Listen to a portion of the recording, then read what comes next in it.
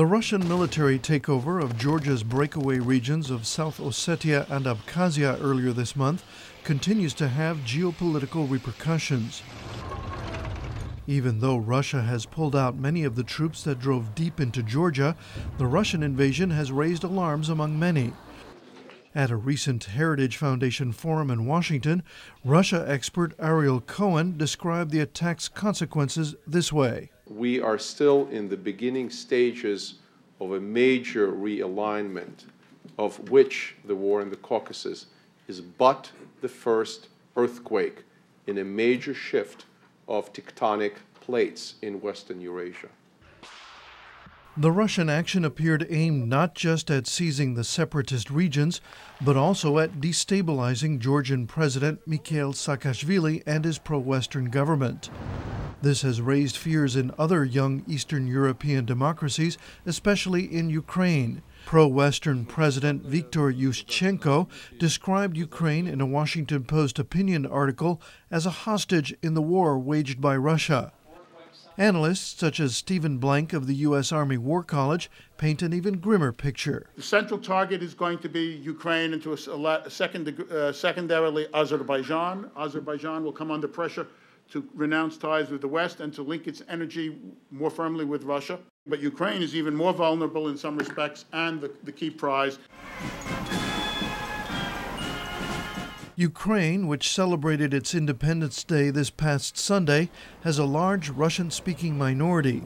Many ethnic Russians live in the strategic Crimean Peninsula, raising concerns in Kiev that Moscow may want to find a way to claim the region to ensure access to the Black Sea for the Russian fleet. Angela Stent heads the Eurasian, Russian, and European Studies Center at Georgetown University in Washington.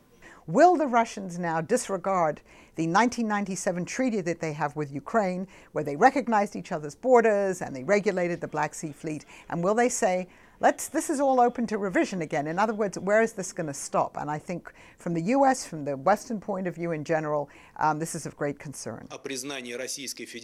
Russia's decision to recognize the independence of Georgia's breakaway regions further deepens an already strained relationship between Washington and Moscow. President Bush, who once counted on a personal friendship with former President and now Prime Minister Vladimir Putin, has said the two regions are part of Georgia. So experts worry the aftermath of the Russian incursion into Georgia could lead to a sustained period of animosity between the two nations.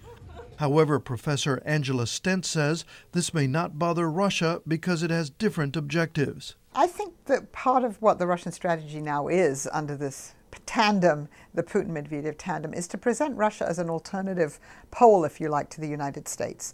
The Russians say, we believe in the concept of sovereign democracy. We're not going to go around and tell you what kind of government you should have. And I think part of what you see evolving. A resurgent Russia in open opposition to the United States. This could be the scenario facing whoever is elected president in November and occupies the White House next January. Bill Rodgers, VOA News.